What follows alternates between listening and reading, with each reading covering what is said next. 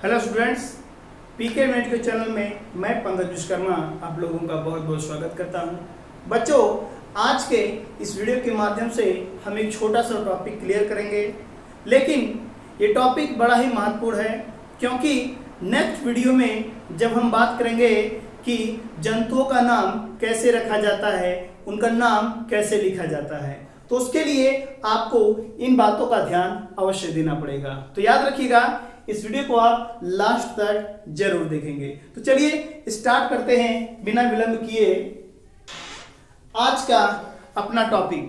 तो चलिए हेडिंग बना लीजिए। हेडिंग का नाम है नामकरण के अंतरराष्ट्रीय नियम। मैं यहाँ पर एक एग्जाम्पल लिख दे रहा हूं, उसी एग्जाम्पल की सहायता से आप इन बातों को समझ पाएंगे। तो चलिए, जैसा कि यहाँ पर आप देख रहे हैं, एक मैंने नाम लिखा है होमो सैपियंस। ये नाम मनुष्य का वैज्ञानिक नाम है। तो चलिए, नामकरण के अंतरराष्ट्रीय नियम नंबर 1, पहली बात आप जानते रहिएगा, किसी भी जानवर का या किसी भी पौधे का जब भी आप वैज्ञानिक नाम लिखेंगे तो वो हमेशा अंग्रेजी में ही लिखेंगे, इंग्लिश में ही लिखेंगे। तो याद रखिएगा, पहली बात क्या है, वैज्ञानिक नाम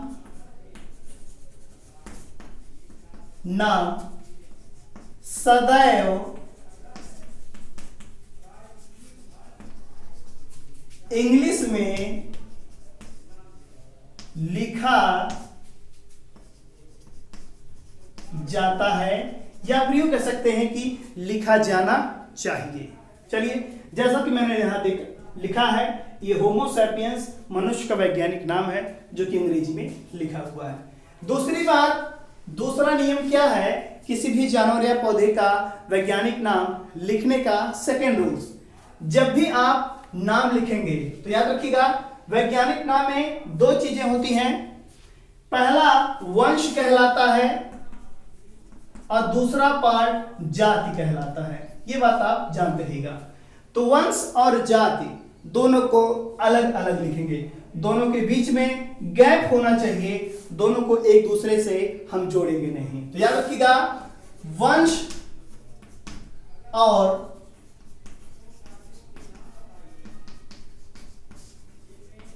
जाति को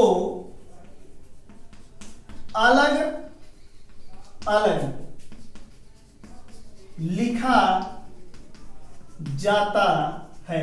हमेशा याद रखिएगा, जब भी आप वैज्ञानिक नाम लिखेंगे किसी भी जानवर का, किसी भी पौधे का, तो वंश को अलग लिखेंगे, जाति को अलग लिखेंगे। ये दूसरा पॉइंट था। तीसरा पॉइंट आपका क्या है वो जान लीजिए पहले। वंश ये होमो है और जाति सैपियंस है, मनुष्य की। आपने यहां देखा है कि होमो में मैंने एच को कैपिटल लिखा है और यहां जाति सैपियंस में मैंने सभी को स्मॉल लेटर में लिखा है। तो हमेशा याद रखिएगा, जब भी आप वैज्ञानिक नाम लिखेंगे तो वंश का पहला अक्षर आप कैपिटल में लिखेंगे।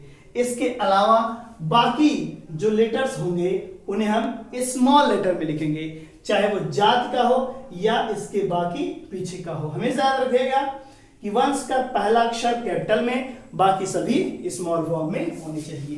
तो ये हमारा तीसरा रूल है। क्या है रूल? वंश का पहला अक्षर कैपिटल में और अन्य अक्षर स्मॉल लेटर में होने चाहिए। हमेशा याद रखिएगा, ये बेहद इंपॉर्टेंट पॉइंट है। चलिए, इसके अलावा अगर हम बात करें तो वो क्या है कि जब भी वैज्ञानिक नाम लिखा जाएगा तो वो तिरछा लिखा जाएगा, कर्सिव राइटिंग में। आपको कर्सिव राइटिंग में लिखना है, तिरछा करके लिखना होगा। हमेशा आप इस बात को याद रखिएगा। ये बेहद ही इंपॉर्टेंट टॉपिक है कि जब भी आप वैज्ञानिक नाम लिखेंगे इसको आप कर्सिव राइटिंग में लिखेंगे, तिरछा लिखेंगे, हमेशा याद रखिएगा। तो ये आपका चौथा रूल है। क्या रूल है कि वैज्ञानिक नाम तिरछा में लिखा जाता है, लिखा जाना चाहिए। ये बात इंपॉर्टेंट है। नेक्स्ट पॉइंट क्या है वो जान लीजिए आप। ये सारी बातें बहुत इंपॉर्टेंट है।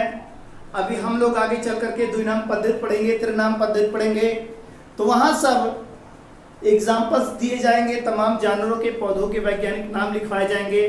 तो वहां लिखते समय आप इन बातों को ध्यान में रखेंगे जो यहाँ पर रूल्स है आपको बताए जा रहे हैं। ये सारी चीजें बहुत ही इंपॉर्टेंट है। चलिए हमारा 5वां पॉइंट क्या होगा, 5th पॉइंट क्या होगा, ये वंश है और ये जाति। वैज्ञानिक नाम लिखते समय किसी भी जानवर का, किसी भी पौधे का जब भी आप वैज्ञानिक नाम लिखेंगे तो वैज्ञानिक नाम लिखते समय वंश और जाति दोनों के नीचे आप अंडरलाइन जरूर करेंगे। बेहद इंपॉर्टेंट पॉइंट याद रखिएगा। वंश और जाति के नीचे आप कैसी लाइन, अंडरलाइन अवश्य कीजिए, अवश्य खींचिए। वो भी कैसे कैसे, अलग अलग, याद रखिएगा, अलग अलग। ऐसा नहीं होना चाहिए कि आप एक ही बार में पूरी पाई खींच दें, ऐसा नहीं है। आपको वंश के नीचे अलग लाइन और इसके नीचे अलग लाइन खींचनी पड़ेगी। तो ये 5 रूल्स हैं जिसे आप फॉलो करेंगे कभी भी जब आपको किसी भी जानवर का या किसी पौधे का साइंटिफिक नेम लिखना होगा। आई होप ये चारों वैज्ञानिक नाम ये सभी रूल्स आपको याद हो गए होंगे। एक बार मैं फिर से बता दूं कि जब भी आप किसी भी जानवर का वैज्ञानिक नाम लिखें तो हमेशा वो इंग्लिश में ही होना चाहिए। दूसरा पॉइंट है कि वैज्ञानिक नाम में वंश और जाति दोनों अलग अलग लिखने चाहिए, दोनों के बीच में गैप होना चाहिए। इसके अलावा आप तिरछे में लिखेंगे, याद रखिएगा, वंश और जाति दोनों के नीचे आप अंडरलाइन करेंगे अलग अलग। इसके अलावा वंश का पहला लेटर आपको कैपिटल में, बाकी सभी स्मॉल लेटर में आपको लिखना है। चलिए ये एक एग्जांपल देकर मैंने इस चीज को समझा दिया। आई होप ये चीजें आपको समझ में आई होंगी। अब हम अगली वीडियो के माध्यम से पढ़ेंगे द्विनाम पद्धति, त्रिनाम पद्धति, जहां पर आपको काम लगेगा इन सभी चीजों का, इन सभी रूल्स का। तब तक के लिए नमस्कार।